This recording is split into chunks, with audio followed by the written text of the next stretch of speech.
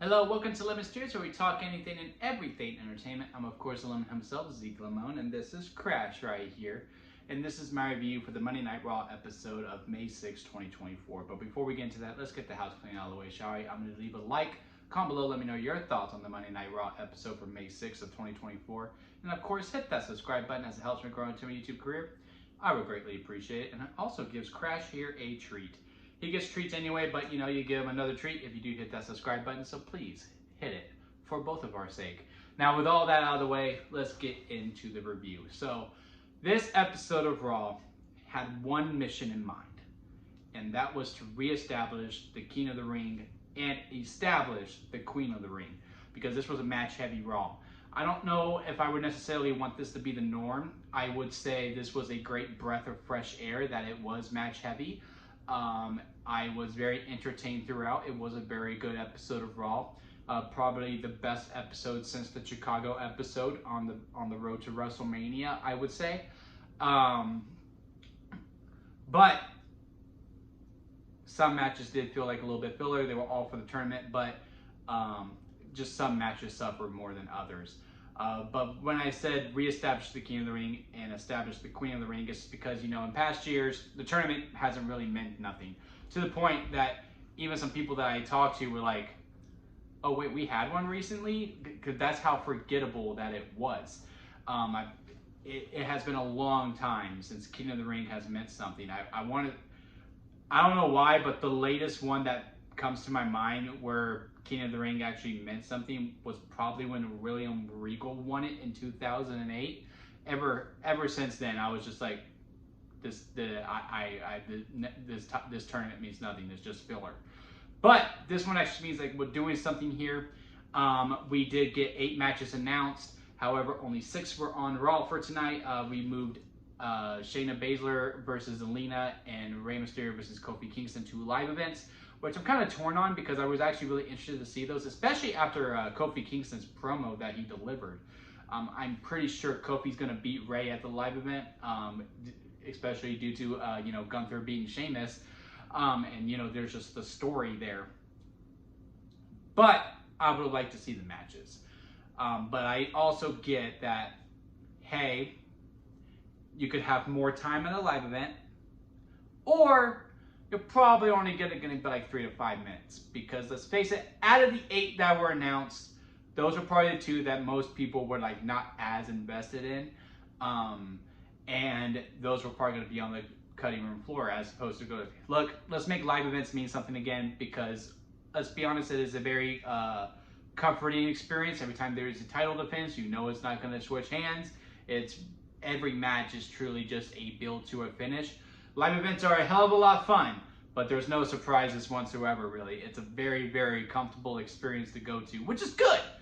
But having these qualifying matches at live events just gives them a little more meat.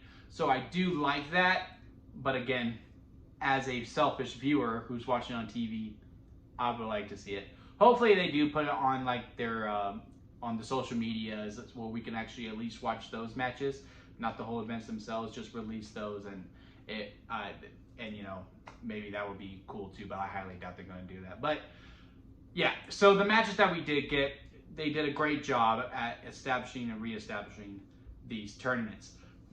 I like Jay versus Finn quite a bit. I think Finn probably should have gone over, especially if you're going to have Drew come out to distract. It just kind of felt pointless, especially it just makes Finn look more silly.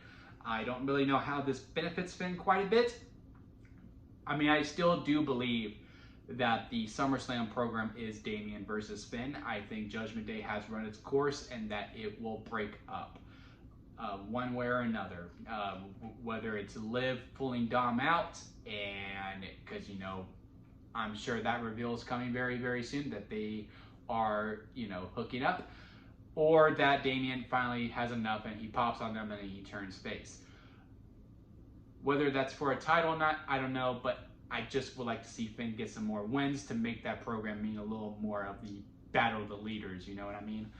And I just don't think Jay needed the win. I know he lost his title at Backlash, but if Drew was going to come out to distract, Jay has an out, and he's still a megastar. It just bugged me a little bit, but the match overall was really good. And then Ilja versus Natyla had a great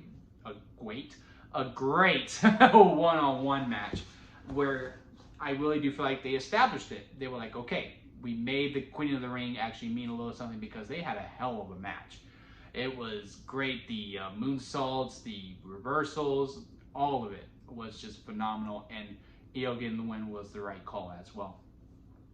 And then Ilja versus Ricochet had one of the best free TV matches that I had seen in a really long time. This Ilja guy, he is going to be something, and we are getting one step closer to hopefully in the Raw finals on free TV that we get Gunther versus Ilja, and it's gonna really feed families. I am super ready. I feel like you know, the beginning of that Evil episode documentary series of the heels with Randy Orton when he's going like I feel like that, like just thinking that we are getting this close to it being on free TV, and I'm just letting y'all know, USA, make it commercial free, and WWE give them the whole first hour or the whole last hour. I don't care. Just make it commercial free and give them a whole hour and just let them cook. It's gonna be a very fun time. Yeah, no, that match had me really going back and forth. I actually bid a couple times that Ricochet might actually pull it out because I really was like, well, Ilja's obviously going to win. But man, they really had me going a couple times, especially when after the first time he did, I don't know what his finisher's called when he hit him when Ricochet's on the ground. And then he kicked out. I was like, oh man, they might actually do this. But no, Ilja got the dub. It was very cool to see. And then Zoey and Ivy Nile, which was a match I was actually really looking forward to, but where this match was placed, and unfortunately where they are at characters that no one really truly knows them, it suffered quite a bit because it came right after Ilja versus Ricochet, who just tore the house down, and again, no one's really invested in them, so the crowd did not care, so therefore it was hard to be completely engaged. But overall, I would say they had a very fine match. I would like to see Ivy Nile win. I think it would have benefited the Chad Gable storyline quite a bit, especially if the Creed brothers are going to join him, if he does kick out Otis, Cesaro, and Maxine. And I think it helps bring depth into the women's storylines with having Ivy versus Maxine having a program of, you know, Ivy basically turning her back on Maxine. And I think Maxine could get a lot of reps in practice with Ivy as an opponent as opposed to a partner. I just saw a lot of upside with that. But hey, Zoey Stark gets to win, and that's completely fine too. Reestablishing her as a real threat. I don't see her making it past the second round because she faces Lyra, who faced Dakota Kai, which was a shaky match. But I would also chalk that up to, you know, unfortunate circumstances. Lyra was probably getting prepped for Asuka, but then Asuka was hurt, and they probably had to rush something together with probably as the show was going on, because it was very sudden, because they had Asuka and all the graphics, and they're like, then Dakota was like, yeah, yo, I'm in. And we're like, oh, okay. And I do think if they were given more time to prep, I think the match would have been a little bit better. Very tough spot for Lyra to be in, but I think she handled it very well overall, and I think she's going to have a much better showing in the next round when she does face Zoey. And then Gunther versus Sheamus, of course, is always going to be great. Not the best of the three, probably 3 out of the 3, but still a very fun match. Nothing was going to top Clash at the Castle. The SmackDown match was really good. And their Donnybrook at Extreme Rules, that never gets enough love, was a lot of fun too. These two just have a miss chemistry together. And I like what they're doing with Gunther, where he has a bunch of finishers, and you really don't know how it's going to end. And I really do enjoy that and look forward to seeing how it's going. I would like that, you know, we kind of do in the next round, there's a different finish. Like, it's not another submission in the Boston Crab, and it's not the power bomb or the clothesline. He pulls out a whole other finisher with a 3. So there we have like 3 different moves that we have to watch out for in the Gunther match. I think Gunther is going to make it to the Raw finals, but I actually have Ilja upsetting him, because after the SmackDown bracket got released, which is very much more tamer than the Raw bracket, I think we might have 2 youngsters of Carmelo Hayes versus Ilja Dragunov and Saudi fighting for the crown. And I think that's just going to be very interesting to see on which youngster that they give it to, and it will be a great time. I'm really looking forward to this tournament and seeing how it turns out. As for on the women's bracket in the finals, I have Lyra defeating Io Sky in the Raw final and the Raw finals to go to Saudi. And then on the SmackDown side, I really want it to be Chelsea because I just think Queen Chelsea would be a fun gimmick to have. But with how they're willing to do it, where, you know, it's to establish new stars and, you know, apparently they're going to pick a title at the end of this tournament, I think you got to give it to Tiffany. Tiffany Stratton has to win. And it will truly finally be Tiffy time, and then at SummerSlam, she can finally get her belt. As for that, again, very Raw match heavy. That was the bulk of the show. The other programs, the Liv Morgan and Becky promo, I mean, the whole segment between that, it just fit too many people into one segment. First of all, the first half was just way too much filler. Like, I get it. Becky was trying to put over the rest of the whole women's division because there's a lot of new faces coming to the Raw women's division. But it just felt like how Liv Morgan said it when she came out. It just felt like a bunch of blah, blah, blah, blah, blah.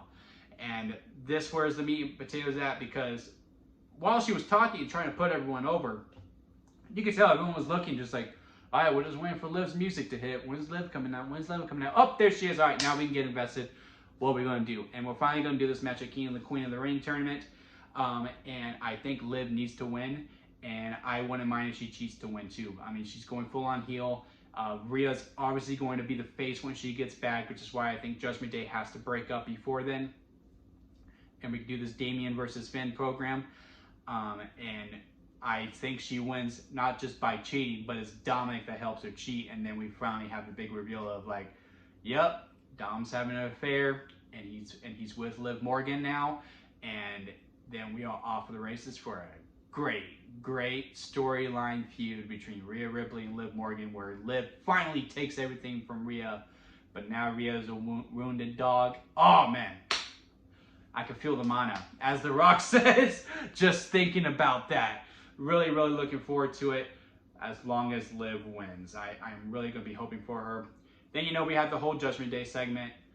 Before Finn Balor had his match, I do think we're probably doing Braun Strowman versus Damian and Saudi, which could be fine, as long as Damian wins, because I do think the money match is Damian versus Drew at Clash at the Castle. I just think that builds the storyline around completely. Although we might do Punk versus Drew, and if that's the case, then, you know, do whatever in Glasgow. But yeah, obviously there's still cracks in it. The hug really didn't mean anything. They even made note of it on commentary. Really curious on how this Judgment Day thing, what is finally going to be the thing that sets Damian off to finally turn and then turn babyface. And then we can get into the Judgment Day Civil War. And then the only other thing I could think of from this episode of Raw was the Sami Zayn promo, or Chad Gable versus Bronson Reed. And there was a DQ finish, which was kind of dumb, but, you know, it's whatever. We knew that we were going to get this triple threat. And I like the storyline of it too, where with Bronson Reed, it's professional. Sami, I'm not coming after you. I'm coming after the title. The only reason I'm attacking you is because you have that belt. And the fact that Sami Zayn understands that and respects it, it's kind of cool. But then with Chad and Sami, it's like, I just hate your guts and I want you to die. And I just liked how in that promo he was like, look, I have a professional matter with Bronson Reed, but I have a personal matter with Chad Gable. So at King of the Queen of the Ring, let's just do a triple threat. And I think we have a title change on our hands. I think Bronson Reed's going to win it because, you know, you never mix professional with personal, and professionalism wins, and which is why Bronson Reed wins, because Chad and Sami just cannot get away from each other. And the story then continues from there. So yeah, those are my thoughts on Raw. Again, a very good episode overall. Really looking forward to it. Again, the main goal was to establish King and Queen of the Ring tournament, and I do believe they did that. Only downside I could really think of is the whole segment with Becky and Liv and the Damage Control and then Lyra coming in. It just felt a little chalky to me. And that whole segment was a little bit of a sore spot. But besides that, the episode overall was really great. Great matches. Again, I don't know necessarily I fully want to see more matches in general when it comes to Raw. I would like more of a balance because I'm more of a viewer of get me to buy into the pay-per-view or the premium live event, which this episode did. It's all about the tournament, and we have some title matches sprinkled in there as well. They absolutely did that. So with a match heavy, because of the type of show that we're building to, I'm all for it. But I don't know if I need it every single time because I just want the matches to mean a little more, to have a little more meat on the bone, and to have more unpredictability as to the comfort. And I do feel like if you do a lot of match heavy stuff, which what we do see on Wednesdays and Saturdays a lot, is that there is no jeopardy with the match. The match could be cool, but will I remember it? No. I'm going to remember Ilja versus Ricochet. I am going to remember Sheamus versus Gunther. I am going to remember Ilja versus Natyla, and I can go on. Because again, there's a story behind it, and it means something, and it's about overall picture at the premium live event that they are building to. But yeah, comment below, let me know your thoughts on Raw. Again, hit that subscribe button as it helps me and my dog here, who is taking a nap on my couch, to get a treat and help me grow into my YouTube career. And until next time, guys, I'll see you here at Lemon Studios.